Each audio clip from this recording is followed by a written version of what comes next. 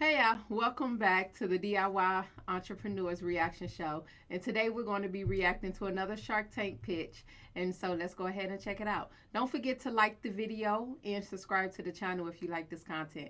Thank you. I will really appreciate it. Let's check it out.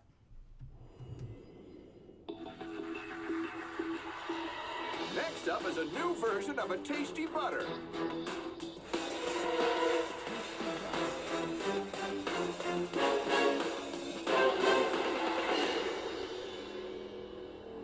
What's up, Sharks? I'm Allie. I'm Eric. I'm Ari. And we're Oathouse. Woo! We're from the beautiful city of Philadelphia, Pennsylvania, and we're here seeking $375,000 in exchange for 5% of our business, Oathouse. Sharks, are you sick of dry, bland, boring granola that just tastes okay? Seriously though, Sharks, when was the last time you looked in your pantry and saw the same old spreads that had been there since 1989? Can you say, boring? Sharks, that's where we come in. Say hello to granola butter, the next generation of granola. Booyah, baby! What's granola butter, you ask? It's the world's first oat-based spread, made with oats. Flax, Olive oil, maple syrup, spices, And it'll blow your mind. Boom! world class, baby. Let's go! Our granola butter has the texture of a nut butter, the tantalizing taste of granola, and best of all, it's gluten-free. It's vegan. And it's nut-free! That means it's perfect for all the vegans, the celiacs, folks with allergies, kids in nut-free schools. Everybody's welcome to the Oathouse. Come on. Eat it on yogurt. on toast, In a smoothie. On a spoon! This is the biggest innovation the nut butter category has seen in years, and we're on a rocket ship going straight for the moon, baby. So, Sharks, who's ready to stir up a deal? one oat at a time.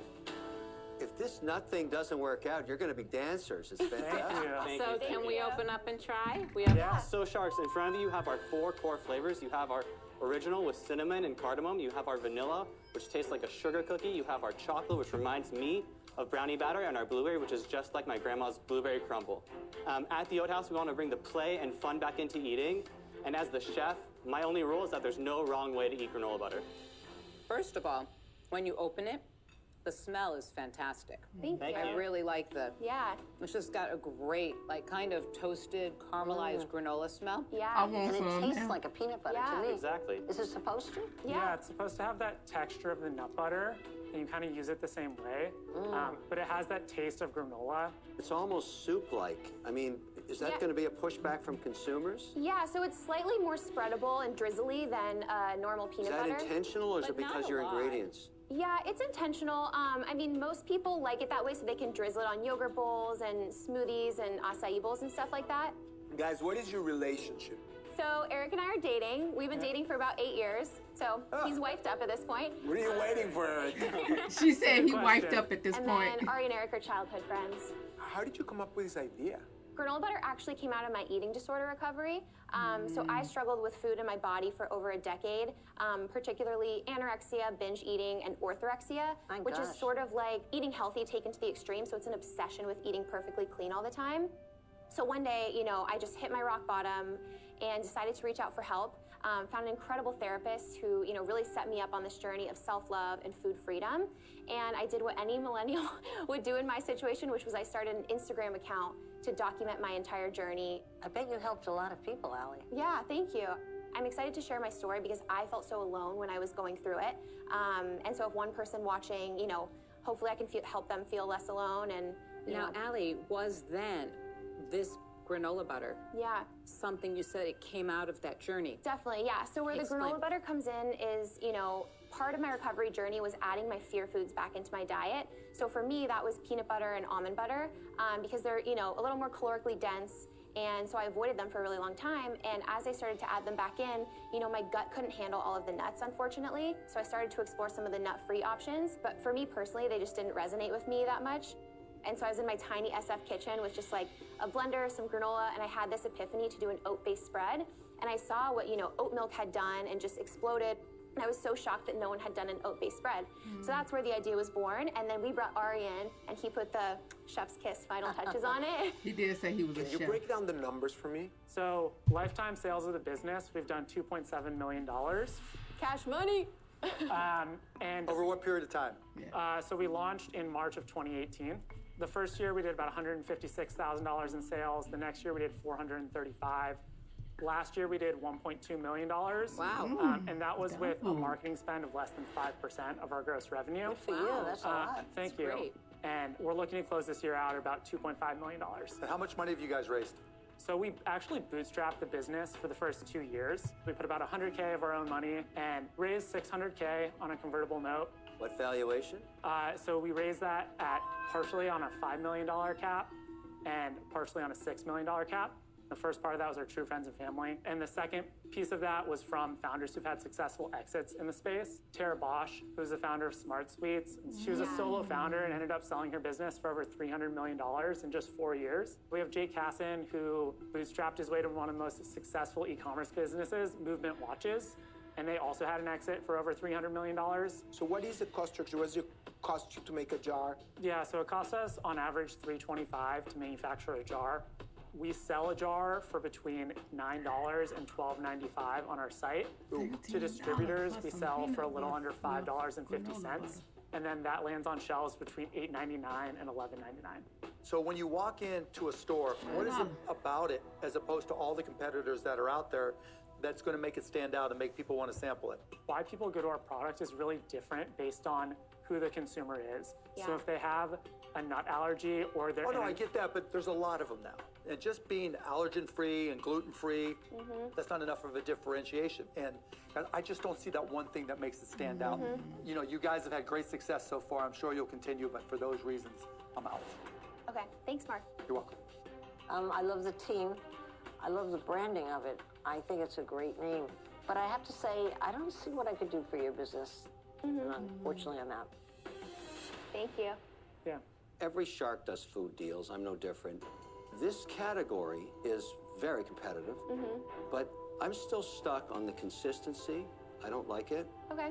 You know, I gotta love a product because my strategy is always, I have your back. I'm sorry, guys. I'm out. Okay. I think that it is great tasting. I think your packaging is great. I like the granola butter. It's intuitive. It's instantaneous. I knew just what it was before you explained what it was. Yeah. And you've done a really great job of flavor profiles. I just don't see it as a business for me. I'm out. Thank you. Yep. They Yeah. seem like they're not gonna get a deal. Who else saying? I Daniel? like you guys. I like your product a lot. There was one thing that when you were presenting, I couldn't get out of my system. And it was when you started mentioning your investors, you said, this one had an exit for this, and this one had an exit for this, and we had an exit for this. And you know, when I started Kind, it never crossed my mind that there would be, I didn't even know what the terminology is, the exit. When you build something, you should build it because you love it, not for the exit. And I think there's a desire to surround yourself with founders that had exits. That is what my gut is telling me. I will buy the product, I'll buy it for my kids, and I'll recommend it. I'm sorry, but I'm out. Okay. Thank you. Thank you. Good luck, guys. Thank you. Congratulations. So they did not end up getting a deal. The granola butter.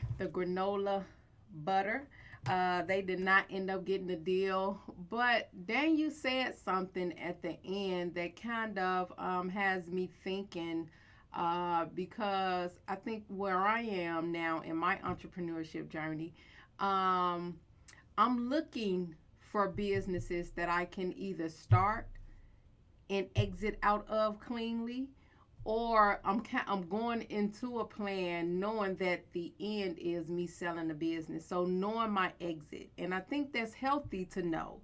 I don't think it's anything wrong with starting a business and knowing that your exit is to sell it in the end. And he kind of made it seem like maybe he just don't want to do it as an investor. But I think a lot of times going into a business, knowing how you want to exit or being aware of the different ways that you can exit the business, whether it is to sell the business, maybe it is to open it up to the public. So now you're on stock exchange, you're opening it up to a IPO, things like that. But I think going into business, you definitely want to know your exit plan and have an exit strategy when it gets to that point. So that was interesting that he noted that that was one of the reasons why he chose not to do the the offer with them. So they did not end up getting a deal, but I think I'm going to go ahead and look them up on Google and get a jar of granola butter and eat it with some fruits and stuff. If you don't know, I am vegan, so I do like products that cater to veganism and things like that. So anyway, thank you so much for watching this pitch with us to the end. Please be sure to like the video and consider subscribing to the channel if you like the content that we're producing. I really appreciate it, and it will help the channel to grow. Thanks a lot for sticking around.